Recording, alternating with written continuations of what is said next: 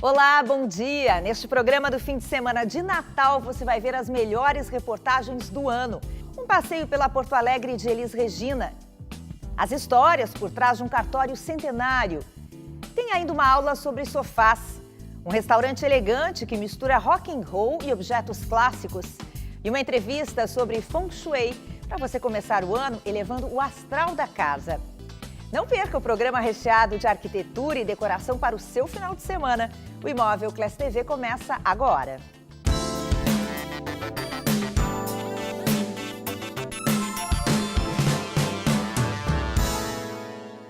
Agora a gente faz um passeio pela Porto Alegre da Pimentinha. Os lugares por onde ela passou e que homenageiam Elis Regina.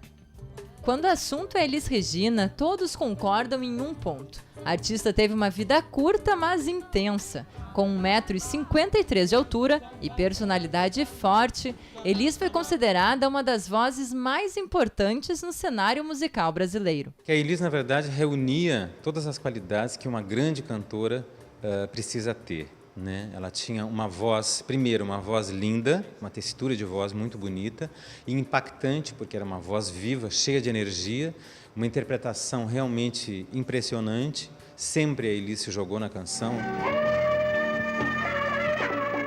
Polêmica, não era à toa que a chamavam de Pimentinha. Este pequeno furacão vendeu milhões de discos em 18 anos de carreira. A presença de palco e a força na interpretação quando cantava em nada lembravam a menina tímida e estudiosa que cresceu em uma rua calma de Porto Alegre. Que Elis Regina passou toda a sua infância. Dona Erci, mãe de Elis, costumava se sentar aqui, nestes degraus, para bordar os vestidos que Elis usava nas suas apresentações. Era aquele tipo de ter uma secretária para o programa, aquela coisa. Era uma menina muito ocupada. Né? Estudava longe de casa, que não tinha condução como temos hoje. Né? Nem sei como é que ela fazia, porque nossa base de condução naquele tempo era o bonde. Quando eu casei também ganhei presente de casamento. Da Elis. Da Elis. Ela não foi no nosso casamento, porque ela tinha ido para São Paulo fazer gravação, mas deixou presente. Dona Marta mora há 20 anos no apartamento ao lado de onde Elis viveu. E muito além das polêmicas que envolviam a cantora, o sentimento de orgulho em ver a menina do bairro se tornar uma estrela é maior. Uma glória particular assim de todo mundo, de uma pessoa daqui ter se projetado daquele jeito. Hoje em dia tu não ouve ninguém falar que ela chiava, nem como ela terminou os dias dela, nem coisa nenhuma. Hoje em dia tu só ouve falar no bom, o quanto ela é boa, o expoente de voz que ela é, que até hoje não tem outra igual no Brasil, o expoente internacional que ela foi, é isso que se ouve falar. Elis vive na sua voz, na sua música, na sua interpretação e vive também nessa estátua erguida em homenagem a ela, que foi uma das cantoras que arrastou uma multidão de fãs e que deixou para sempre o seu legado no cenário musical. Eu acho que a gente é muito mais do que a gente é também aquilo que a gente deixa. E ela tinha muita preocupação com isso. A Elis é uma pessoa que se preocupava com isso, se preocupava com as ideias, se preocupava com a repercussão das coisas. Ela queria chegar no coração das pessoas. Uma vez até disseram para ela, essa coisa de ser grande cantora, ela disse que não estava preocupada com isso. Ela disse, existem muitas grandes cantoras, muita gente que canta bem. Eu quero é tocar o coração das pessoas. E para manter a memória da cantora, a Casa de Cultura Mário Quintana abriga um acervo com fotos, capas de discos e reportagens de jornais e revistas. Neir Paz veio de Pernambuco e resolveu dar uma passada no local para apreciar o material da artista. Cada vez que eu olho para a Regina, eu olho assim com um olhar de reverência. Sou caipira, pirapora, moça, senhora de Aparecida, ilumina minha escura e funda o trem da minha vida.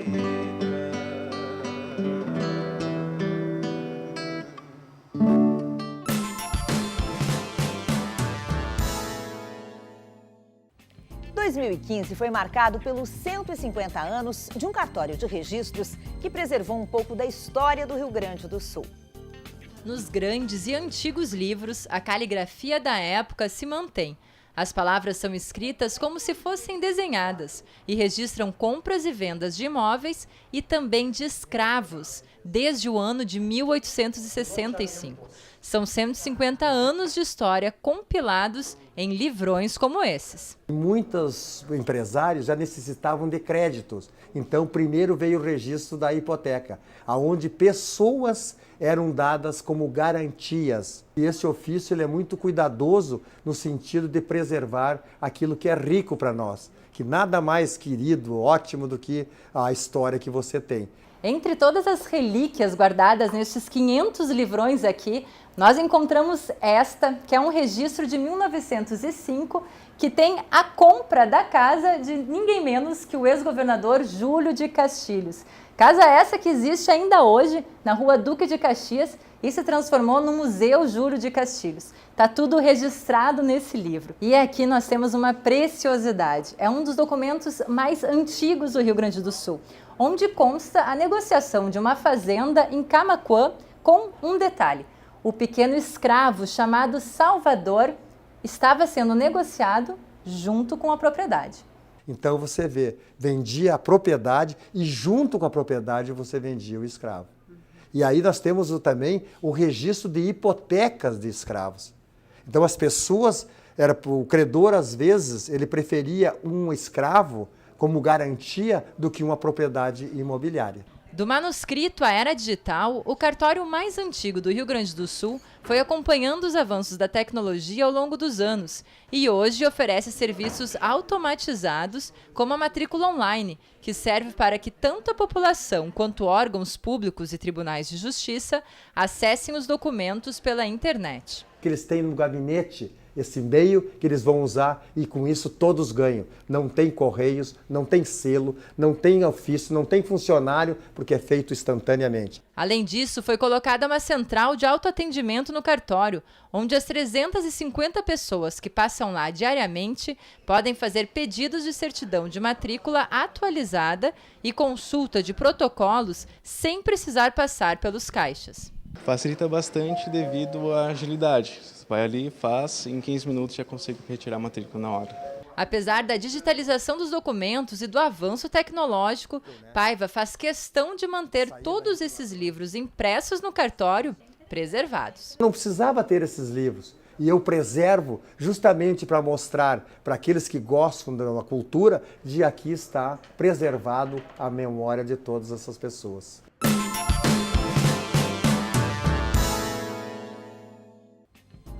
Um restaurante de Porto Alegre mistura elegância com um toque rock and roll em um ambiente muito colorido e inspirador.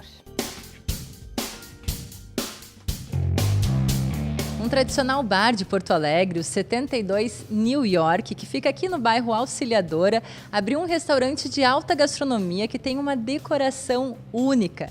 Eles misturaram peças antigas com uma pegada toda rock and roll. E eu quero perguntar aqui para o Horizonte qual foi a ideia, de onde é que vocês se inspiraram para construir este espaço, Horizonte?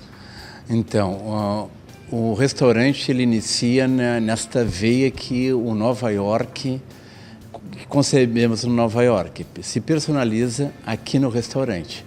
Então, há 25 anos eu tenho o pub e há 3 anos idealizamos o restaurante vindo dessa origem minha de bandas e rock and roll que a gente toca no restaurante, no pub. Nós começamos a desenvolver um projeto que envolvia isso, o clássico com peças garimpadas, buscadas bem lá no fundo dessas, que combinasse com toda essa proposta nossa aqui. E tu acha que falta em Porto Alegre um lugar assim? A nossa proposta é trazer para o bairro Auxiliadora, que já é um bairro muito rico em gastronomia e decoração, mais uma opção de uma alta gastronomia, já que eu também tinha uma relação muito estreita com o meu chefe Marcelo Chaparro e nos unimos, ele me garantindo a cozinha e eu proporcionando esse espaço que realmente ele é único em Porto Alegre.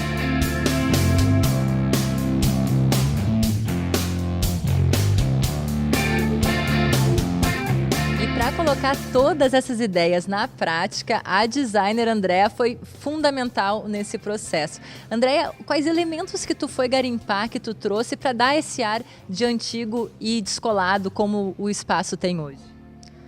Na verdade, o meu trabalho foi assim mais de entender o gosto do Horizonte, né, que é o proprietário, e tentar traduzir através dos elementos que ele me solicitou, que ele gostava, esse garimpo, essa busca por coisas que juntas se completassem e tivessem um sentido, né? Foi aí que nasceu a ideia de criar um restaurante que tivesse uma pegada de um castelo, de um rockstar, porque a gente sabe que tem alguns rockstars que têm castelos, né, na Europa.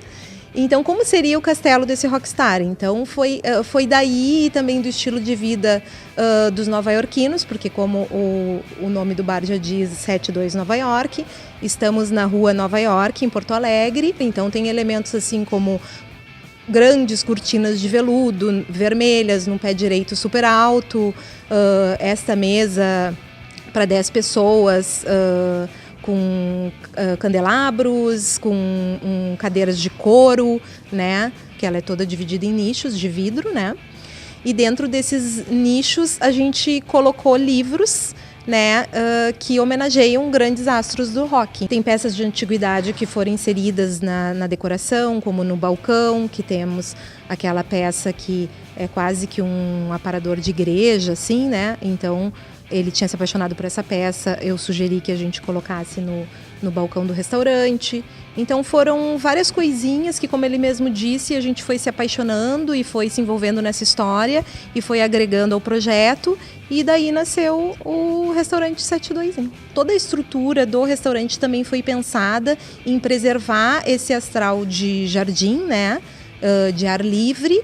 Então ele é uma construção com grandes paredes de vidro, exatamente para contemplar essa parte que já existia, são essas árvores que foram preservadas, para colocar esses jardins suspensos que ele tinha vontade de colocar, e até o teto, né, que é a céu aberto. Então as pessoas podem até podem até contemplar o céu. Então essas cortinas saem, então? Essas cortinas, elas saem. A gente acabou colocando elas para dar uma amenizada, né, na luminosidade.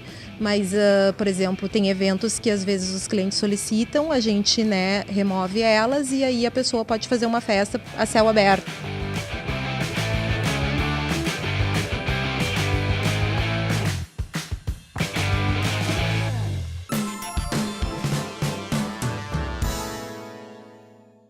Nós convidamos um arquiteto da Serra Gaúcha para dar uma aula sobre sofás, para ninguém errar o tom nem o estilo.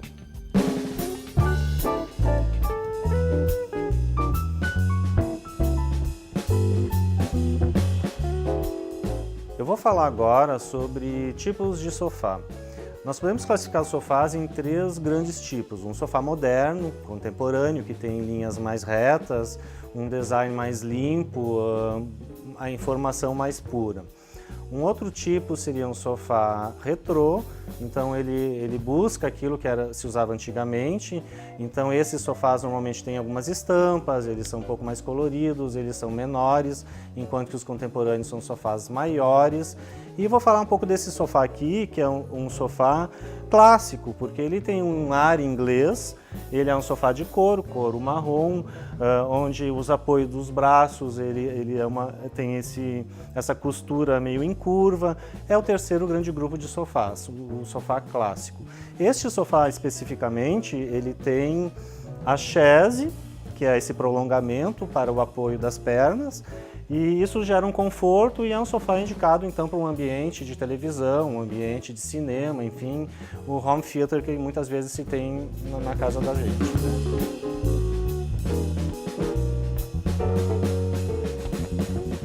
Existe um mito sobre os sofás que é combinar os sofás de 2 e 3 lugares. Bom, isso é uma coisa antiga que deve ser esquecida. Eu vou na loja, preciso comprar um sofá de 2 e 3 lugares. Isso não se usa mais. Hoje a gente procura misturar estampas, misturar o design dos sofás, mas assim, é importante que isso tenha harmonia. Nesse mix, a gente divide também em 2 ambientes, os sofás para living e sofás para o home. O sofá para living é um sofá que tem uma característica que a gente pode considerar assim, mais um sofá menos confortável. E o sofá para home, onde é que a gente se deita, é um sofá mais confortável.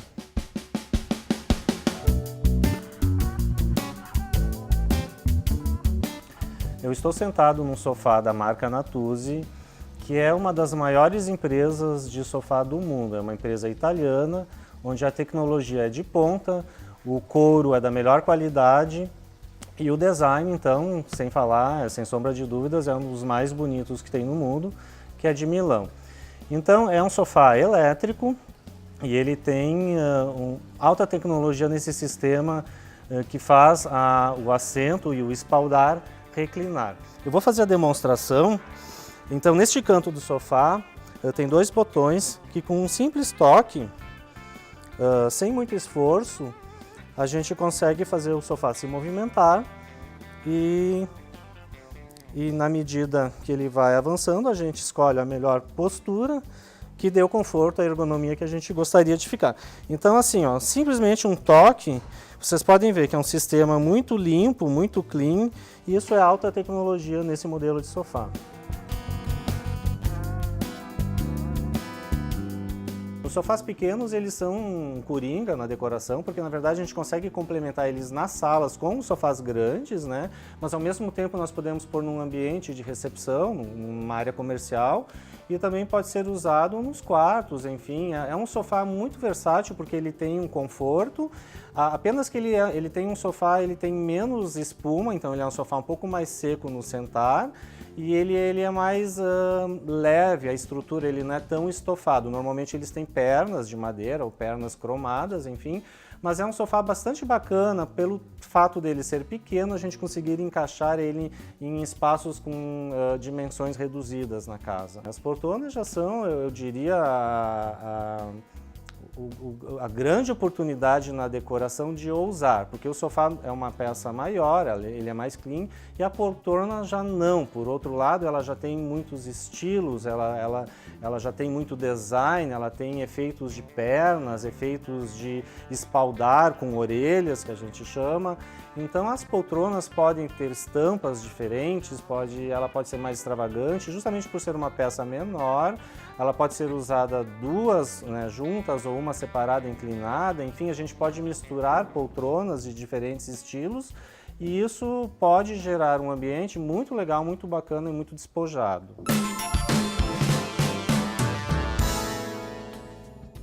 Em instantes, a gente tira dúvidas sobre a técnica oriental Feng Shui, para você começar o ano com um novo astral em casa.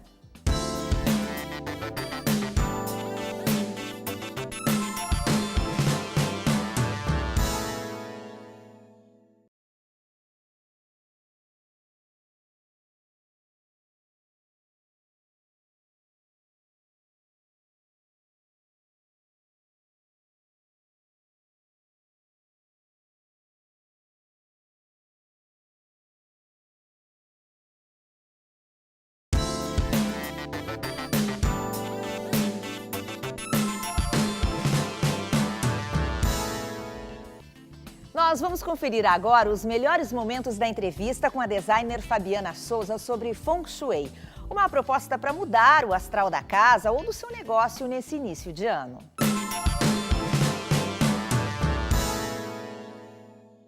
Vamos falar um pouquinho da harmonia de um ambiente, que eu imagino que envolva diversos fatores, entre eles a própria energia de quem vive ou trabalha nesse ambiente. Mas a decoração, a disposição de móveis influencia tanto assim? Influencia por quê? Porque nessa filosofia do Feng Shui, nós temos uma energia sutil atuando dentro do imóvel.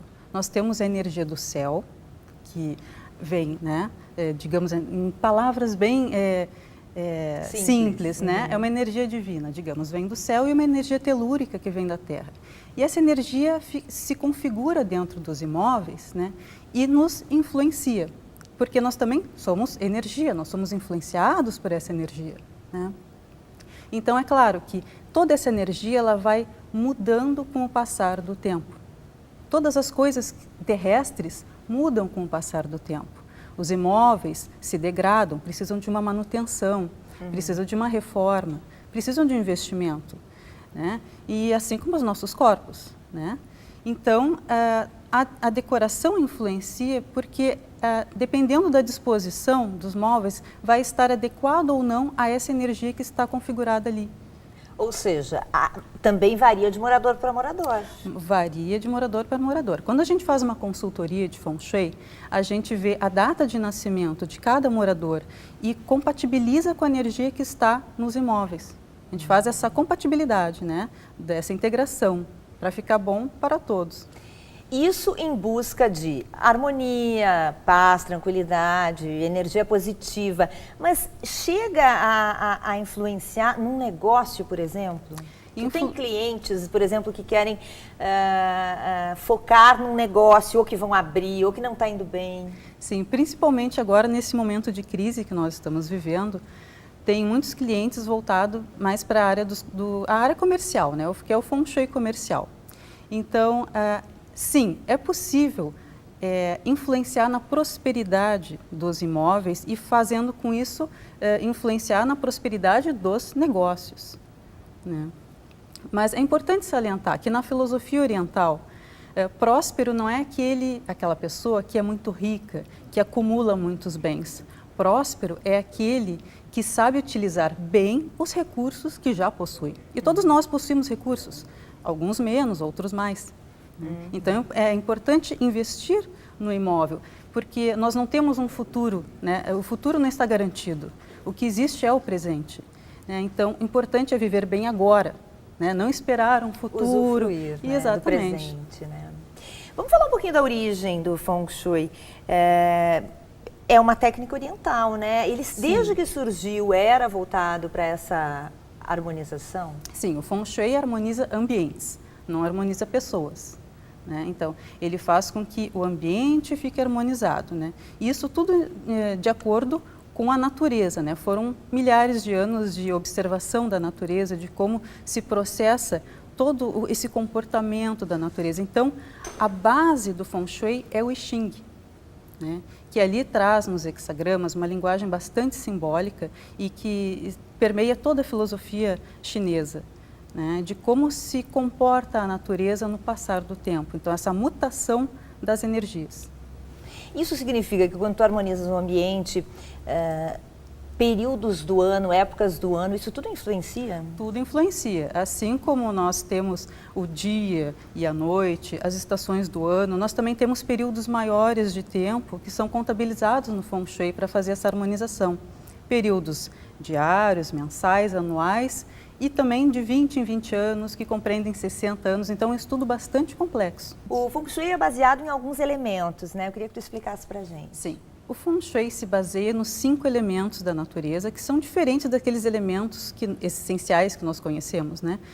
Ele se baseia no fogo, na terra, na água, na madeira e no metal. Então, são energias. Então, esses elementos são representações de energias que vão se mudando com o passar do tempo, né? Então, como é que nós harmonizamos um ambiente? Se um ambiente possui, digamos, uma energia nociva de terra, nós vamos enfraquecer essa energia colocando metal. Como é que a gente utiliza o metal? Por exemplo, a gente pode utilizar o som do metal através de um pin tibetano ou de uma tigela tibetana, mas nós também podemos utilizar a forma do metal, que é a forma esférica. Também podemos utilizar a cor do metal, que é branca, prata e dourado. Então, tem diversas maneiras de se harmonizar o ambiente. Quer dizer, a pessoa não precisa necessariamente ficar com uma casa, uma decoração com cara oriental, Não, né? Não tem nada a ver com isso. Se ela quiser, pode, mas não é necessário. Nós não colocamos um monte de penduricalhos, não tem nada a ver com isso. É uma maneira bem racional de lidar com o ambiente, né? E, é claro, a estética está muito envolvida com isso, né?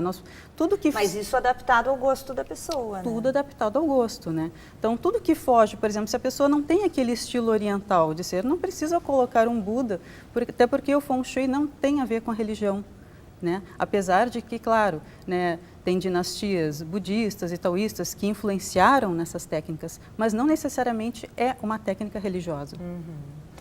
Bom, vamos falar para os nossos telespectadores como é que funciona na prática o teu trabalho como consultora.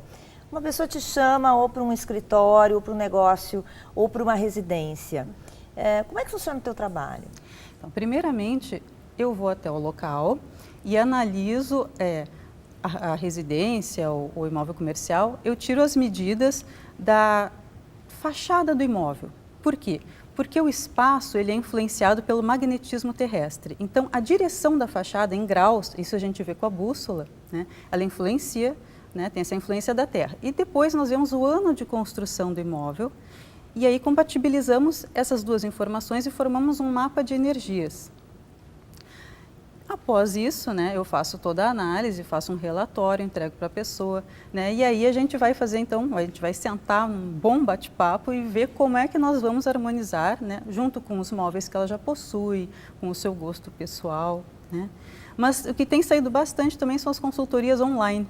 Ah, é? Então, até do exterior, É né, mesmo, tem uma sabia? cliente até na Suíça. Então, através da internet, a gente consegue se comunicar. Da tecnologia, que legal. Na tecnologia, sem dúvida. E aí, como é que tu faz esse tipo de medição? Como é que tu conhece o ambiente? Através de imagens? Sim, se for online, sim. Aí o cliente ele tem toda a responsabilidade de passar essas informações para mim. Então, ele tem que medir certinho o imóvel com a bússola. Isso é ensinado passo a passo, né? Com esses aplicativos que nós temos agora, né? Dos iPhones e smartphones. Então, é muito fácil fazer essa medição. E também daí a pessoa conta um pouquinho da sua história de vida, do que ela está esperando com o Feng Shui, o que ela necessita, né, harmonizar na sua vida, porque a gente também pode focar em diversos setores, ou no setor emocional, no setor profissional. A gente consegue fazer essa harmonização de acordo com as necessidades. E aí distribuindo objetos desses elementos, desses 5 elementos. Isso, não tem a ver só com a decoração material, né? Tem a ver também com a parte sutil, né? Então, por exemplo, um pin tibetano, que é uma harmonização para uma determinada energia, nós vamos utilizar o som do metal. Também podemos escutar músicas calmas para acalmar uma energia nociva. Mas no caso de uma pessoa que mora em um prédio, por exemplo, Sim. como é que os outros apartamentos influenciam, ou a posição daquele apartamento onde está aquela pessoa influencia? Assim, por exemplo, se nós temos uma grande reforma num apartamento, ele vai ter, mesmo que seja um apartamento localizado, né, no mesmo andar que o outro, na mesma direção, se aquele apartamento sofreu uma grande reforma, ele vai ter uma energia diferente do apartamento de baixo ou de cima, porque o tempo se passou e ele reformou o imóvel, então ele se configurou com uma energia nova. E nós podemos fazer isso, né? Se um imóvel está com uma energia nociva, né, que não está bloqueada, alguma coisa nesse sentido, nós podemos fazer uma reforma, mas essa reforma deve ser estrutural, não adianta só trocar o piso e pintar paredes, né? Precisa sim ser uma reforma estrutural, para que uma nova energia se configure nesse ambiente e a pessoa passe então a receber a prosperidade, a favorabilidade dessas novas energias. Interessante. Bom, quem quiser conhecer mais sobre o teu trabalho e sobre o Feng Shui, como é que entra em contato contigo, Fabiana? Pode entrar em contato comigo através do site, que é www.fengshuidesign.com.br. E é um trabalho muito caro? Não é um trabalho caro, ele compensa. Como é que a gente faz o orçamento? Geralmente é em função da metragem do imóvel. Claro, tem um limite mínimo, né? Uma salinha muito pequena, né? Tem um limite. Mas imóveis muito grandes, como grandes empresas, grandes fábricas, também tem um limite, né?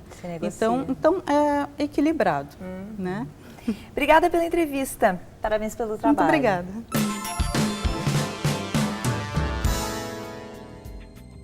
A gente volta no sábado que vem, já 2016. Um ótimo final de semana para você e excelente final de ano.